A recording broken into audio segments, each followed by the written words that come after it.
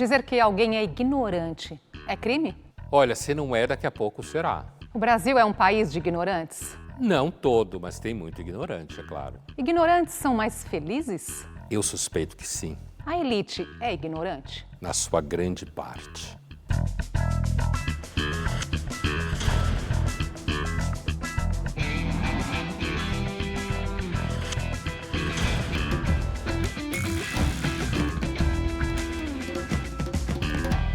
Linhas Cruzadas de hoje pergunta: a ignorância é uma bênção? Acho que antes de a gente entrar nesse ponto, a ignorância é uma bênção, é preciso entendermos o que é ignorância, não é, Pondé? O que é ignorância? Então, aí a gente pode entender de várias formas, né? Mas eu diria que o mais simples é entender o ignorante como alguém que não tem um conhecimento. Então, a rigor, tem, inclusive, na filosofia, Andresa, a ideia de ignorância douta. Docta ignorância, a gente fala. Significa a ignorância daqueles que se reconhecem ignorantes porque sabem muito. Então, a definição de ignorância não é uma definição muito simples. Porém, aqui, quando a gente vai falando de ignorância, significa ausência de conhecimento. E a ausência de conhecimento um pouco mais do que se devia ter. Isso é a ignorância que a gente está falando. Foi só para esquentar, começamos essa conversa, né? E o Linhas Cruzadas foi às ruas e perguntou justamente: a ignorância é uma bênção? Vamos ver. Eu acho que a ignorância não é uma bênção, porque, eu acho que a gente tem que pensar sim em tudo, a gente tem que ganhar racionalidade e para a gente poder debater sobre todos os assuntos. Eu acho que tudo que você tem de informação, você tem que filtrar, né, para você ver o que é, se a fonte é confiável ou não, e ver o que te serve e o que não serve. A ignorância nunca é uma bênção, né?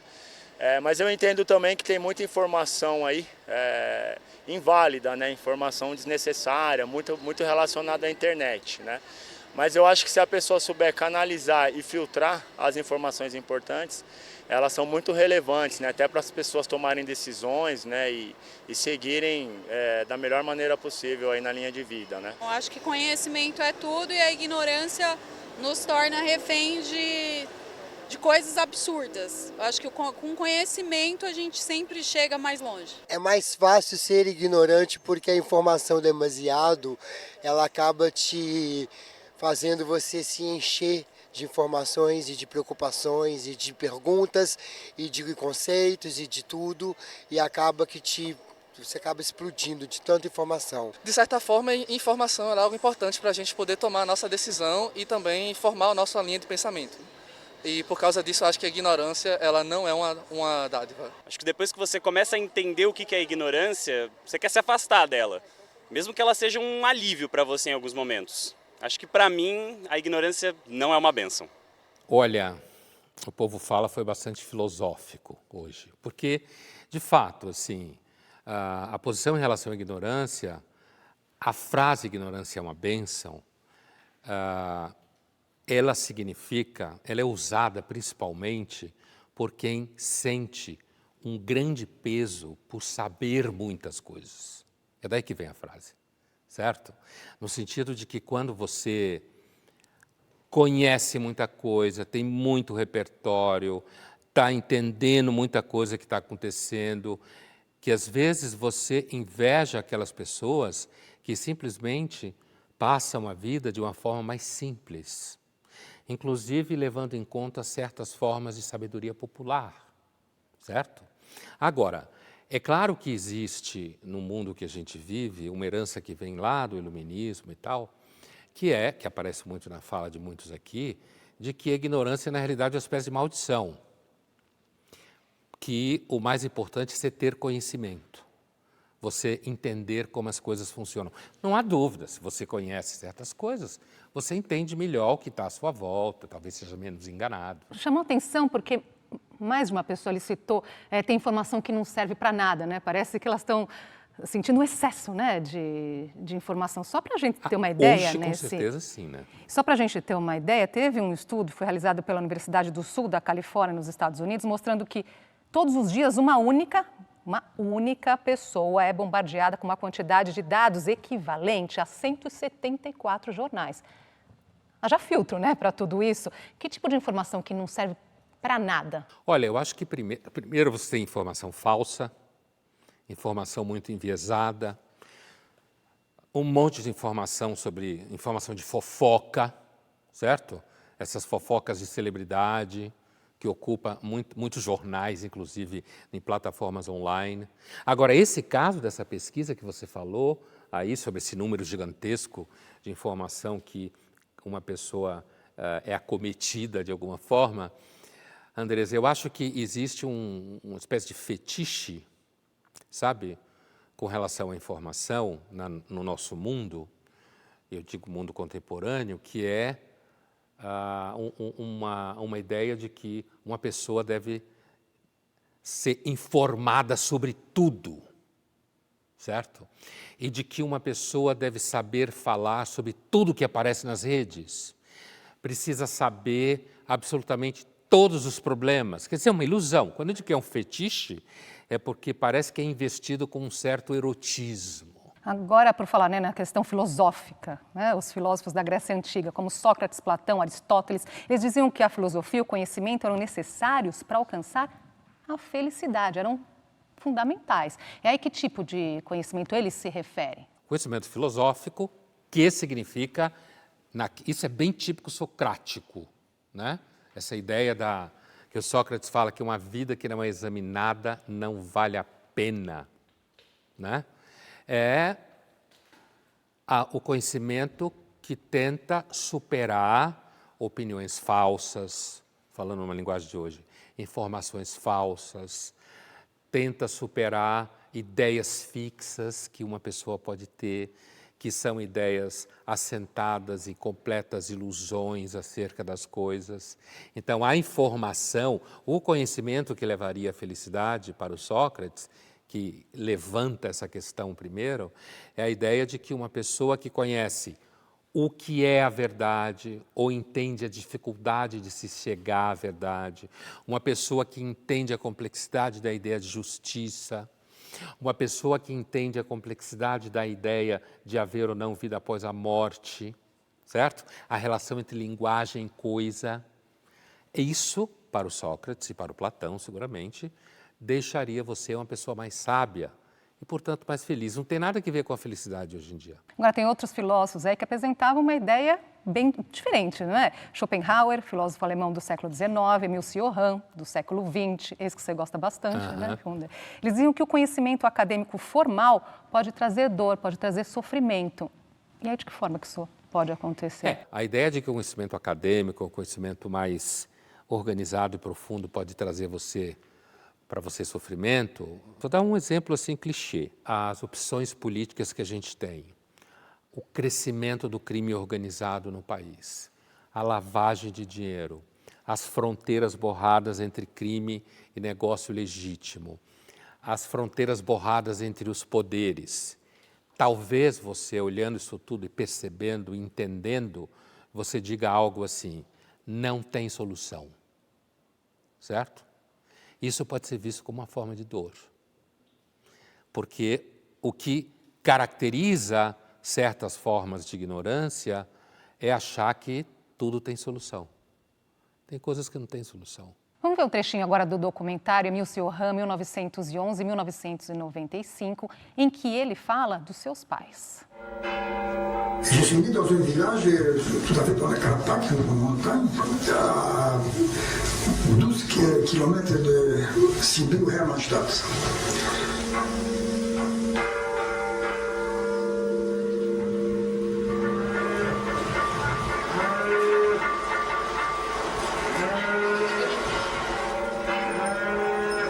Alors j'aimais beaucoup les paysans. Vraiment, j'avais une sorte de culte pour eux, sur le village. Je l'aimais énormément. Mon père étant prêtre, n'est-ce pas ça, ma mère n'était pas croyante, curieusement, à cause de ça. Et elle était beaucoup plus indépendante d'esprit que mon père. Il avait la foi, mais en fait, ce n'est pas quelqu'un de fanatique, pas du tout, c'était son métier d'être prêtre. Tem uma passagem na vida do Cioran, relacionada à mãe dele, especificamente, que ele achava a mãe dele mais inteligente do que o pai. Essa fala dele aí está indo nessa direção, porque ele falou muito disso muitas vezes. Que o pai tinha um conhecimento dogmático, era teólogo, padre, o diabo quatro, e a mãe dele era uma mulher muito menos informada, mas que ele entendia que era muito mais inteligente do que o pai, justamente porque tinha um conhecimento popular, antigo, encarnado nela.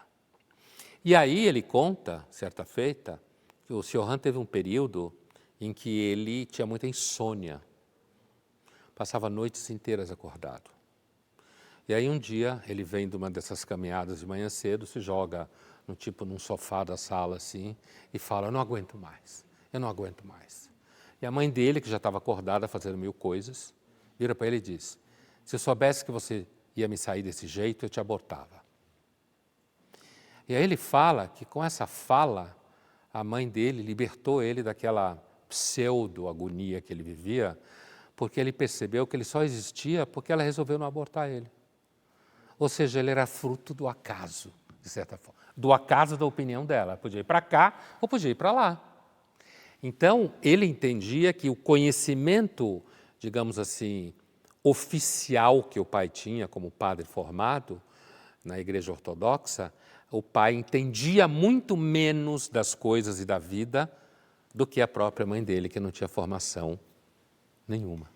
Agora, do ponto de vista do conhecimento moderno, por moderno eu quero dizer científico, tecnológico, às vezes esse conhecimento ancestral não vale nada.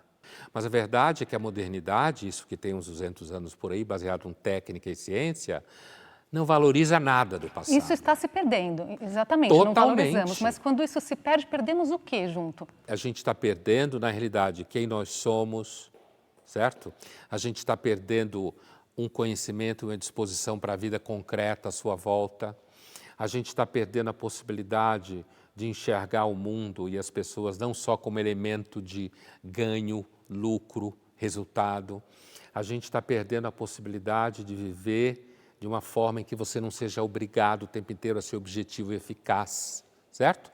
A gente está perdendo tudo aquilo que um coach acha que não vale nada. O conhecimento te traz felicidade? A mim, pessoalmente, sim. Sim, inclusive porque eu escolhi a filosofia contra uma outra profissão. Então, e eu sou feliz naquilo que eu faço, né? No dia a dia, no exercício. Que nem aqui, me divirto, né? Agora, ao mesmo tempo, quando você acumula uma quantidade sistemática e sistematizada de conhecimento, de leitura, de repertório, primeiro você pode virar muito cético em relação a muita coisa, né? Porque você percebe que muita gente às vezes acredita em coisas simplesmente porque leu menos livros, para usar uma expressão de clichê. Então, dá plenamente para entender o que significa a frase ignorância é uma bênção. Porque quando você acredita, tudo bem, se você fizer faculdade, você pode ganhar mais. Isso parece ser pura verdade. Agora, acreditar simplesmente de que você fez faculdade e você tem um conhecimento sistemático sobre alguma coisa, que você vai ser mais sábio, que você será uma pessoa mais honesta, nada a ver. Com honestidade, então? Nada a ver. Né? Você pode ser a pessoa com 500 doutorados, 500 mil livros e ser uma anta para um monte de coisa. O que não justifica não saber nem ler e escrever, né? É importante fazer esse disclaimer. E tem mais no próximo bloco. Nós vamos falar quando o conhecimento pode trazer dor e sofrimento. Não saia daí.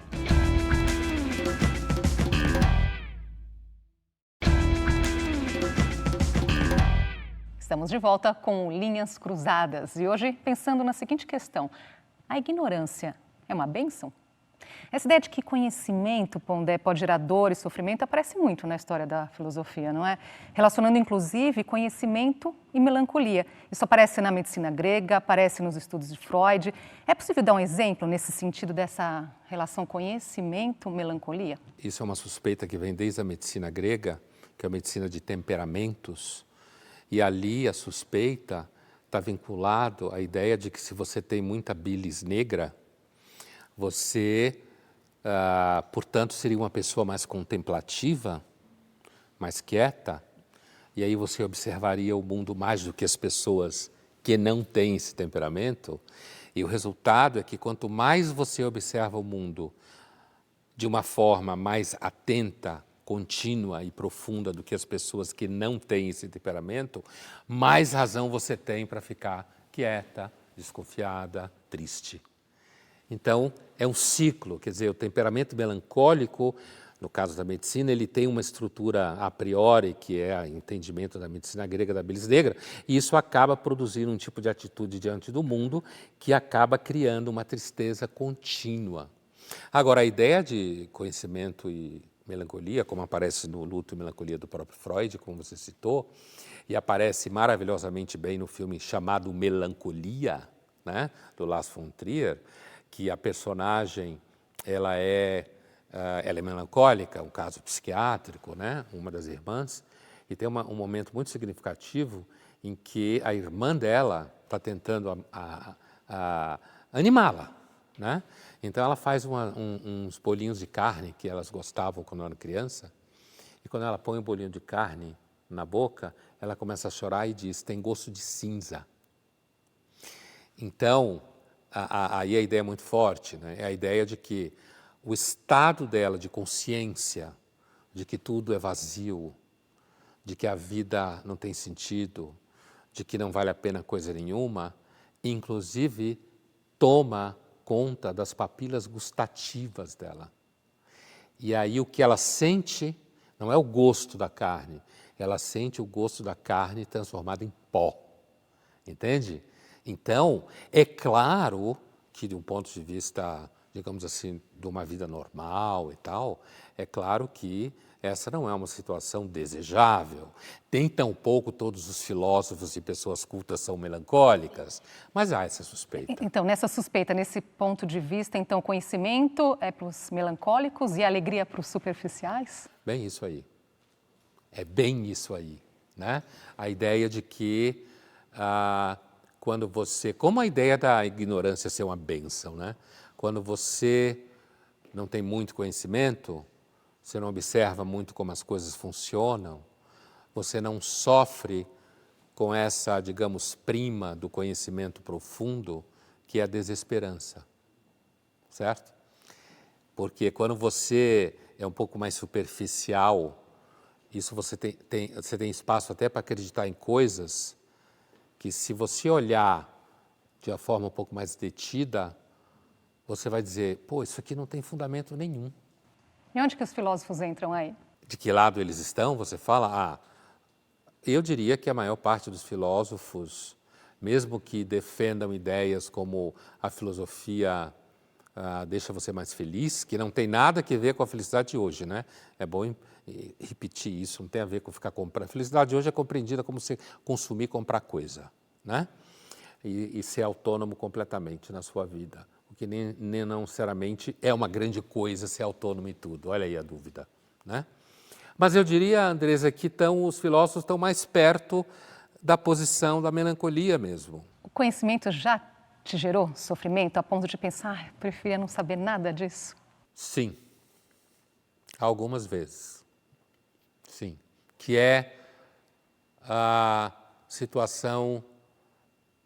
Vou descrever uma situação concreta, assim, que é você ver alguém que está super sustentado num conjunto de crenças, não necessariamente religiosas, mas pode ser religiosa, em que você olha e percebe a absoluta e total insustentabilidade daquilo, certo? É exatamente onde surge a ideia da ignorância é uma bênção. Você olha e diz assim, acreditar nesse conjunto de crenças, é evidente que seria impossível se essa pessoa tivesse esse conjunto de informações, certo? E, como bem dizia o Cioran, por exemplo, não há nenhuma garantia que o conhecimento maior, a filosofia e tal, faça com que você saiba viver melhor. Essa é uma ilusão típica, que você enxerga longe de quem não tem muito repertório.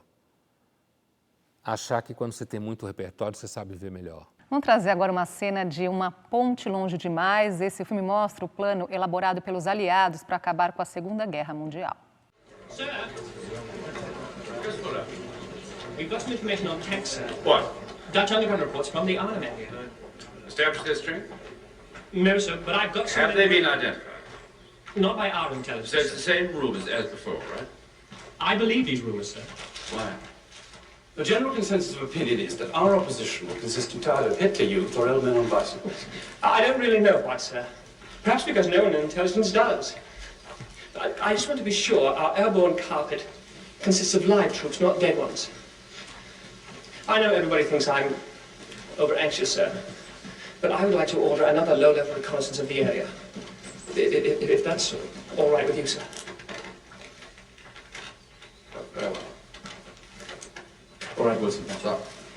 Very well. Fuller. Yeah, sir. No, I wouldn't be too concerned about what people think of you. You have to be somewhat brighter than most of us. Tends to make us nervous.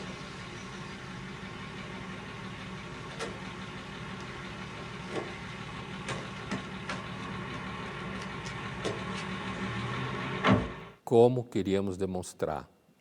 Essa é uma das cenas mais didáticas sobre essa discussão, né?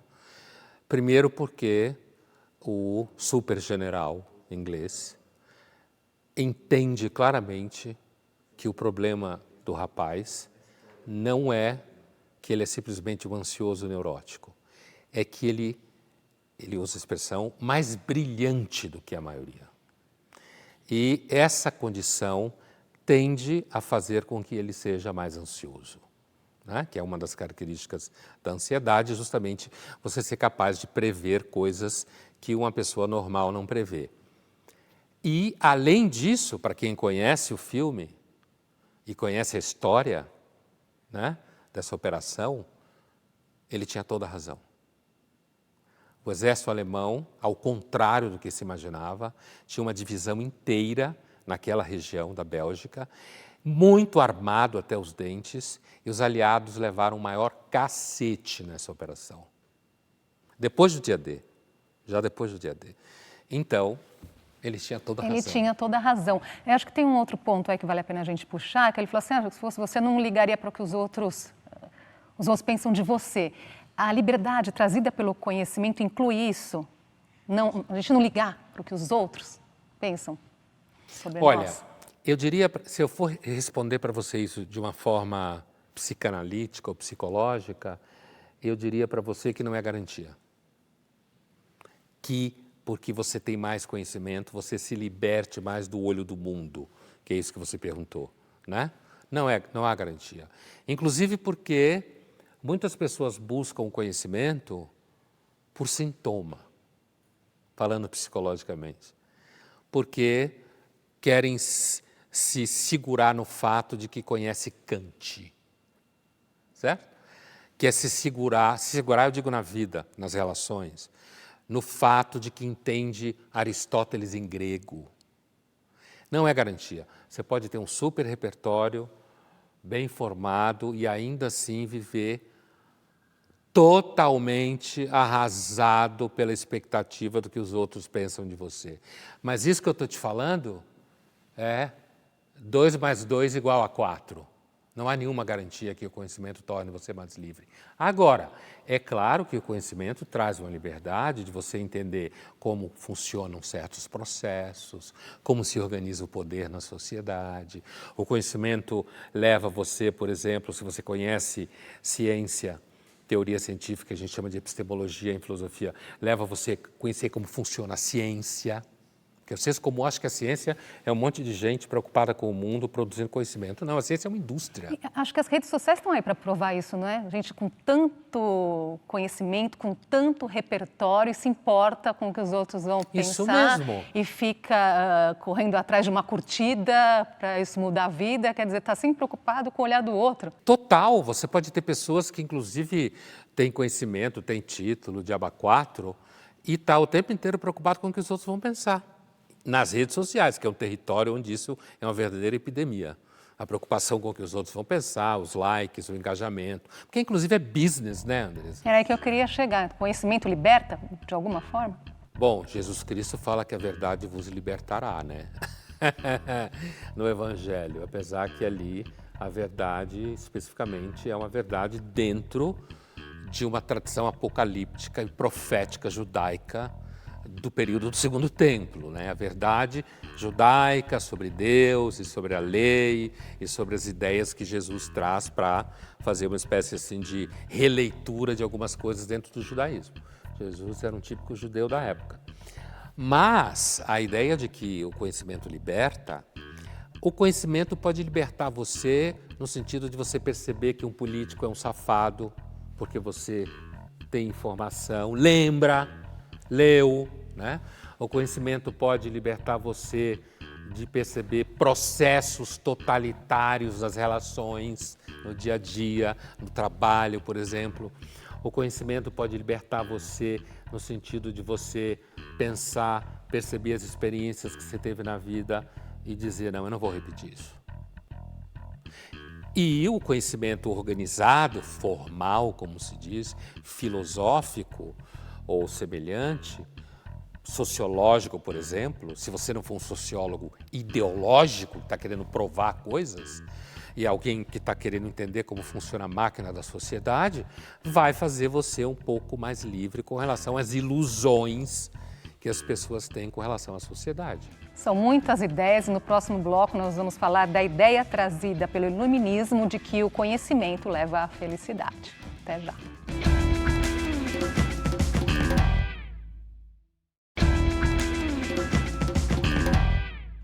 Assunto de hoje no Linhas Cruzadas, a ignorância é uma bênção? Trazer um pouquinho, lembrar o contexto, não é? O iluminismo foi um movimento intelectual que surgiu na Europa do século XVIII, conhecido também como século das luzes, para se contrapor à herança medieval, à Idade das Trevas. Naquele momento, o avanço da ciência e o conhecimento foram apontados como um caminho para o progresso da humanidade. É a razão, Pondé, que domina esse processo? O iluminismo, ele se alimenta da incipiente ciência, né? Ele se alimenta da crítica às superstições religiosas, ele se alimenta do autoritarismo eclesiástico francês, porque esse iluminismo famoso que você falou e que a gente aprende é o iluminismo tipicamente francês, tá? Teve o Kant na Alemanha, teve o britânico, que foi bem diferente do francês, mas esse é o francês, é isso que todo brasileiro aprende em escola, quando fala iluminismo, é o francês. Então, a França, você tinha um regime absolutista, extremamente rígido, e você tinha uma igreja católica extremamente poderosa. Então, os iluministas franceses são normalmente anticlericais. Tanto que tem aquela famosa frase, que é uma lenda, ninguém sabe quem disse, todo mundo repete, que é: o mundo só terá paz quando você enforcar o último rei nas tripas do último padre. Ou o contrário, né? Ninguém sabe quem disse essa frase, vão atribuir esse e aquilo. E para esses autores, para esses filósofos, como Diderot, Voltaire, que é um iluminista meio pessimista um pouco, né? D'Alembert, né? Holbach, são muitos os nomes, Condillac e tal. Eles acreditavam que sim, o uso da razão, se você for uma pessoa não religiosa, não acreditar em superstições, se você estudar, tanto que eles criaram aquela coisa chamada enciclopédia, né, que seria uma organização sistematizada do conhecimento, seguro, que isso iria criar um regime republicano, não ignorante na mão de reis e padres, e, portanto, supostamente mais livre. E uma coisa, Andresa, importante, é a ideia deles de que, criando um sistema escolar, desde cedo, as crianças sendo educadas a usarem a razão, a conhecer ciência, a não serem supersticiosas, que isso seguramente ia marchar num processo acumulativo na sociedade que iria produzir progresso. Veja que a educação está aí até hoje. Com todos os sinais de que essa ideia não é óbvia, essa relação não é linear, que não é assim. Até hoje, a educação e muita coisa na nossa sociedade funciona a partir desse vínculo. Iluminismo, progresso e, portanto, felicidade. A necessidade, né, da educação. Você citou até o Kant, ele definiu o iluminismo, vou trazer aqui, né, essa aspa. O iluminismo representa a saída dos seres humanos de uma minoridade que estes mesmos se impuseram a si. Então mostra aí um cansaço, né? O homem se cansa então dessa minoridade, é uma minoridade intelectual. A maioridade para o Kant é quando você é capaz de pensar por si só, analisar as questões a partir da sua razão, introjetar, usando uma linguagem psicológica, introjetar a lei moral racional dentro de você. O que significa isso? Entender que só é ético aquilo que vale para todos, certo? Você introjeta a lei moral. Kant falava, 2 coisas me encantam no universo. No espaço, a lei da gravidade. Aqui embaixo, a lei moral. O que é a lei moral? Pensar racionalmente. O que isso é, pensar racionalmente? É entender que só é moral se aquilo que você faz pudesse ser erguido em norma universal de comportamento. E onde é que o jornalismo entra nesse conceito? Ele é filho do iluminismo. Total, né? O jornalismo, assim como a educação também é filha do iluminismo, são irmãos, assim, digamos assim, nesse sentido. O jornalismo, ele é fruto da ideia de que se você disseminar informação, certo? Informação confactual, fundamentando, que hoje não seja informação falsa, que seja uma informação que não seja ideologicamente enviesada, que seja uma informação completamente livre, no sentido que o jornalista não deveria sofrer pesos econômicos ou de governos. Olha que ilusão, né? Quando a gente fala assim. Então, o jornalismo ele é filho do iluminismo porque ele acredita que ao informar as pessoas, no momento que as pessoas adquirem informação, elas vão se tornar mais críticas. Elas vão fazer a sociedade melhor e, portanto, vai realizar um dos sonhos do iluminismo. E essa discussão, no dia a dia, me parece, é muito difícil conseguir se provar, evidentemente, que quando pessoas são informadas, eu não estou nem levantando dúvidas sobre a qualidade do trabalho jornalístico, que essa é outra discussão, e depende do jornal, da pessoa, de muitas coisas. Mas a ideia de que uma vez que uma pessoa é informada, que ela fica mais crítica e que ela vai entender melhor o mundo e que, portanto, o mundo vai melhorar, eu acho uma ilusão. Nós fizemos justamente essa pergunta para os jornalistas. Vamos ver se eles também acham isso uma ilusão. Olha, o jornalismo está longe de ser uma ciência, né? Passa muito longe disso, de ser um conhecimento formal, acadêmico, tal como conhecemos. Mas o jornalismo, ele é capaz de produzir informações e saberes que numa sociedade é possível sim que ele seja base para o crescimento, o florescimento de algum tipo de consciência crítica. Sim, o jornalismo é essencial para a evolução da sociedade, porque a partir do momento que você traz a informação para aquelas pessoas, para aquela sociedade, para aquela comunidade, aí sim aquela sociedade pode se mobilizar para uma vida, né, mais justa. Existe na figura do jornalista, talvez, uma coisa um pouco ingênua, pueril, né, que mobiliza muitos de nós quando decidimos fazer a profissão, de que nós vamos transformar o mundo, vamos transformar as coisas, né? Uma capacidade de dar voz ao outro, né? Que com essa polifonia do mundo digital, que arrebentou com tudo nos últimos anos, esse troço ficou mais cretino ainda, vamos dizer assim. Estive nesses últimos 20 anos... Precisamos trocar o presidente da República. Eu não tenho problemas com poder nenhum.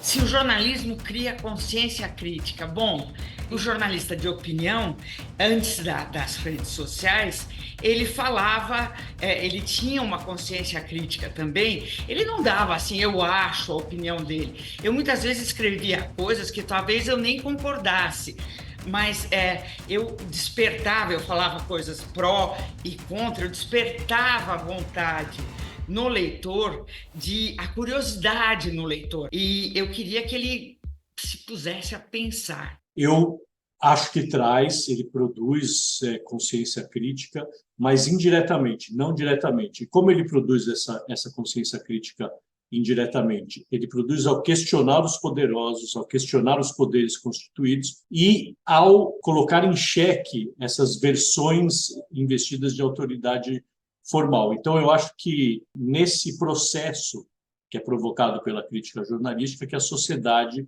vai produzindo novos conhecimentos, vai aperfeiçoando o seu conhecimento dos fatos. Hoje em dia o pessoal lê o WhatsApp, ele lê o WhatsApp da bolha dele, a molecada não tem mais as sinapses na cabeça para ler livros, então todo mundo virou leviano. Se todo mundo tem a sua verdade e não está tentando ser digno e ter princípio e fazer o melhor possível para o outro, então sabe Deus onde é que a gente vai parar.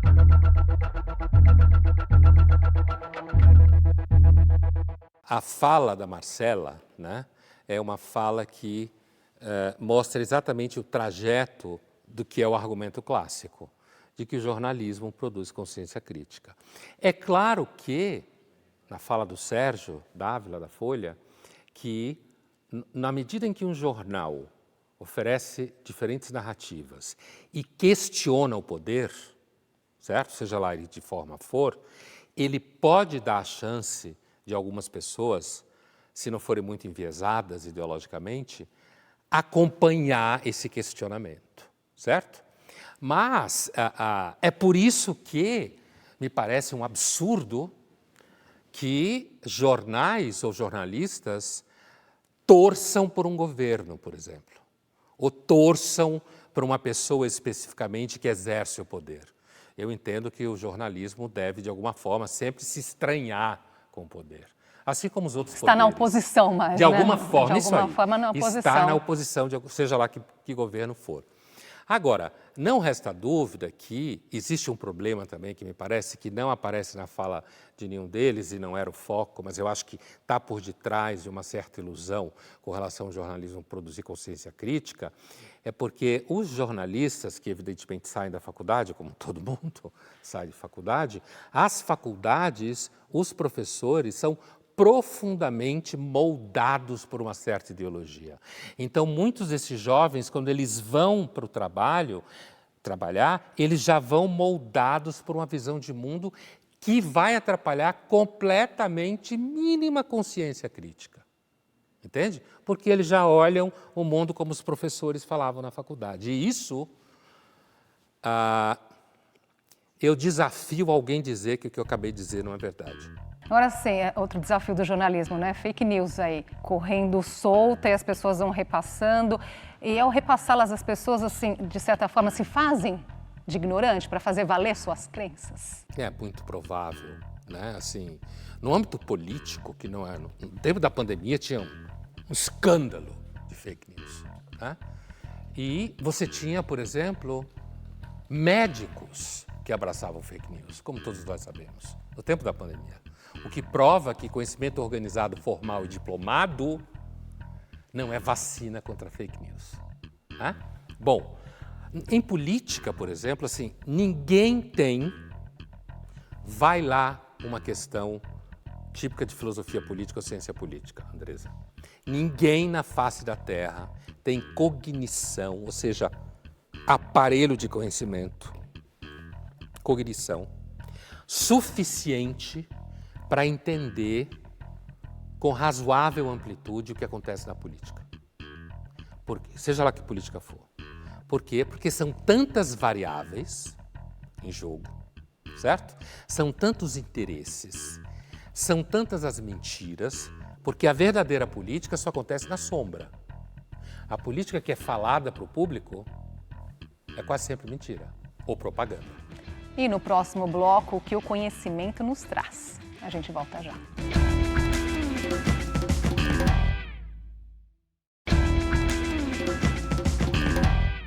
Estamos de volta com Linhas Cruzadas e hoje perguntamos: a ignorância é uma bênção?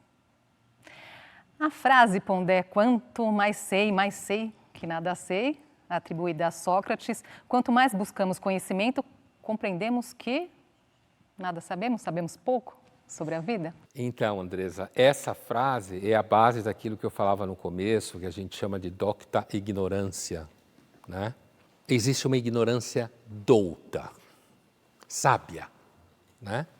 E essa ignorância sábia nasce justamente do fato que o Sócrates fala, que é da frase atribuída a ele, de que quanto mais você sabe, mais você descobre que não sabe.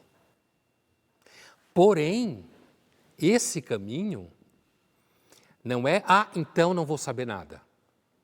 Não. Porque a descoberta desse tipo específico de ignorância douta ou de não saber, só sabe quem faz um longo caminho para saber muitas coisas. Então não se trata de, então, que esse tal de Sócrates falou isso aí, vou lá ler esse negócio. Não, mas quanto mais o cara sabe, mais ele sabe que não sabe, então eu não sei nada, vou ficar a minha. Né? O Pascal, século XVII, filósofo francês, que eu falei no começo, ele entendia que existe aqueles que não sabem nada, existe aqueles que o Pascal chama em francês de demi-savant, que é meio sábio. Savant também é cientista, mas na época dele ele não está pensando nisso. Meio sábio, demi-savant. O que é esse meio sábio? É alguém que, sei lá, leu uns 5 livros e tirou, a partir daí, a conclusão de que ele entende como funcionam as coisas. Sabe, alguém que leu um best-seller sobre política e daí acha que está entendendo tudo o que está acontecendo? Sabe pouco e acha que sabe tudo. Exatamente isso. Às vezes nem um best-seller das redes sociais, hoje está pior. E aí existe um outro tipo de conhecimento, que é aquele conhecimento que atravessou essa condição demi, meia, que o Otto Maria Carpo aqui no Brasil chamava de semiletrado, esse meio aí, e chega numa condição que está mais perto da sabedoria popular do que quem está no meio. Entendeu? Mas não é a sabedoria popular enquanto tal, mas é descobrir que a sabedoria popular resolve algumas coisas que o meio conhecimento só atrapalha. Para ver como o ser humano é um bicho engraçado, né? Tem aqui trazer um efeito chamado, é um fenômeno chamado Dunning-Kruger, nome em homenagem aos psicólogos que fizeram o estudo. Eles concluíram que quanto menos uma pessoa sabe, mais ela acha que sabe. Em uma avaliação, aqueles que foram melhores, né, subestimaram seus resultados, e os que erraram mais foram os que mais se superestimaram. É bem o que a gente está falando aí, não é? Quem não se sabe ignorante ou não se reconhece como tal, é o maior de todos os ignorantes? Isso é completamente socrático, essa pesquisa que você mostrou aí, porque é justamente aquela certeza que algumas pessoas têm, pelo que vê na TV ou lê nas redes sociais, de que ela sabe o que está acontecendo em Brasília. Por exemplo, no nosso caso aqui, ela sabe o que está acontecendo em Brasília. Né? Quando, na realidade, se você vai ampliando o seu conhecimento, para você dar uma resposta para alguma coisa, é sempre mais difícil, mais complexo. Desde a Grécia, já existiam filósofos que suspeitavam, os chamados céticos, que suspeitavam que quando você atinge um certo grau de repertório, você percebe que não dá para ter certeza em quase nada, principalmente nas grandes questões. Não dá para ter certeza. O cético é alguém que tende a ser mais tolerante porque ele sabe que aquilo que ele sabe talvez não seja exatamente aquilo que é. Quer ver um exemplo banal? Por exemplo, eu posso ser ateu, certo? Ou o contrário, mas vamos partir, eu posso ser ateu. Quem disse que eu tenho razão? Quem disse? Ninguém pode provar que Deus existe ou não, ou qualquer Deus. Quando a gente entende que não há uma verdade absoluta, a gente se torna mais tolerante, então, e respeita mais a opinião contrária. Espera-se que sim. Né? Espera que sim. Agora, é claro que isso depende.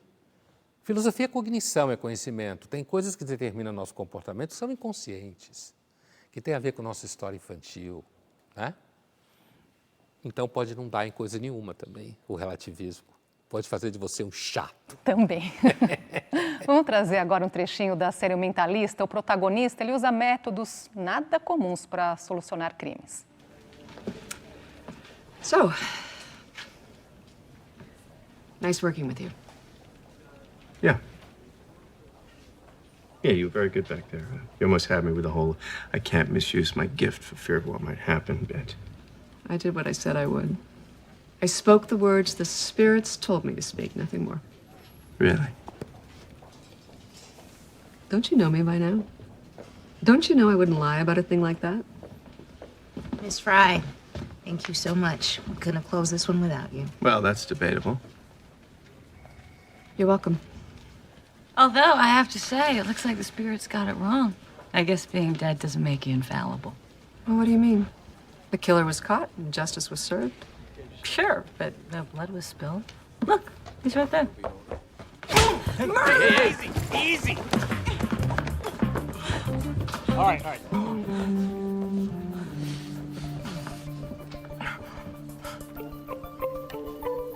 Oh, come on. That was pure luck. Admit it. If you say so. Oh, I know so. The dead are dead. You can't talk to them. And yet I do. Yeah. Very good. Quer dizer, ele está sendo cético, né, em relação ao fato de que ela fala com os mortos, né? Ele é um sujeito que é meio psychic, né? Um sujeito que tem, daí a ideia de mentalista, né? Mas assim, uma das formas, uma das áreas que o ceticismo na filosofia normalmente critica bastante é justamente a crença de que você pode falar com os mortos. E um dos argumentos mais comuns no ceticismo em relação a isso é que, na verdade, isso é um filme, é uma ficção. Na verdade, quando os mortos mandam notícias, eles mandam notícias, digamos assim, que são muito vagas, que são muito gerais, né? Nada do que eu estou dizendo prova, de forma absoluta, que não exista vida após a morte, porque simplesmente não tem como provar. Agora, é claro que a ideia de falar com mortos tem um apelo gigantesco. E qual é esse apelo gigantesco? Que a vida não acaba na morte. É bom pensar assim. Claro, a vida não acaba na morte. Esse é o principal apelo, inclusive de todas as religiões conhecidas atualmente, né? Agora, Pondé, um outro ponto. A ignorância, ela é um instrumento de poder? Trazer um exemplo aqui, não é? Há anos o Brasil não avança no PISA, que é a avaliação da educação básica. O país segue entre os últimos do mundo em matemática, ciência, em leitura. Então, a quem interessa a ignorância nesse sentido? Que mecanismo que produz isso? Há anos estamos aqui estagnados. Então, no caso do Brasil, seguramente, acho que não é só o Brasil na América Latina, mas o caso do Brasil, seguramente, tem a ver com o fato que o Brasil é um país que tem investido no atraso há muito tempo, como dizia Nelson Rodrigues. Investido, né? Ser uma elite, grande parte dela, que é em si ignorante com relação ao fato de que se você não produzir pessoas e jovens mais educados formalmente, o país não sai da miséria. E se ele não sai da miséria, ele não sai do crime. E agora o país está caminhando para o abismo nessa situação de crime, certo? Então, a educação no Brasil, ela é frágil, inclusive a educação pública. Primeiro que o professor não ganha nada. Eu costumo dizer, de uma forma um pouco, digamos assim, de uma forma didática, simplista, que tem um monte de gente que critica e tal, mas eu vou dizer do mesmo jeito, que se a profissão de professor de escola pública tivesse um piso salarial de R$10.000, grande parte da educação estava resolvida no país.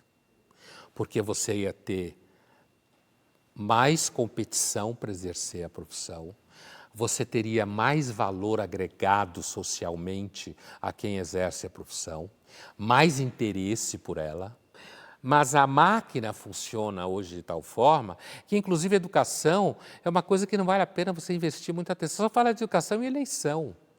O resultado demora de chegar, certo? Grande parte das famílias no Brasil, infelizmente, são disfuncionais e não dão a mínima bola para a educação dos filhos. Isso é fato, certo? Então, assim, muitos professores até começam com ideais, mas acabam deprimidos, pobres, sem futuro, frustrados. E aí vira uma discussão sindical aqui embaixo e aqui em cima a discussão de quem vai assumir cargos de confiança no próximo governo. Certo? Então é várzea. E eu não vejo nenhum sinal de que isso vai mudar no país. Esse assunto aí renderiam linhas inteiro, né? Inteiro. Diz para as pessoas por que buscar conhecimento. Por que vale a pena buscar conhecimento? Olha, porque seguramente quando você tem mais conhecimento, você enxerga mais cores no mundo. Ele é mais colorido. Não no sentido que ele é carnaval. Deus me livre, inclusive. Não suporto carnaval. Mas assim, mas porque mais cores no sentido que você percebe mais contrastes. Você enxerga processos que podem ser invisíveis para outras pessoas. Você percebe sentido de frases que são meio ditas, mas que você sabe muito bem onde elas vão chegar. Na política, então, em relação aos políticos, um bom conhecimento sólido faz com que você perceba que, infelizmente, na maior parte dos casos no Brasil, quase nenhum é de confiança, certo? Então, o conhecimento não traz felicidade, seguramente, né? Mas ele traz uma percepção da realidade mais complexa. Ficamos por aqui, Pondé. Voltamos na semana que vem, nesse mesmo horário. Obrigada pela sua companhia e até lá.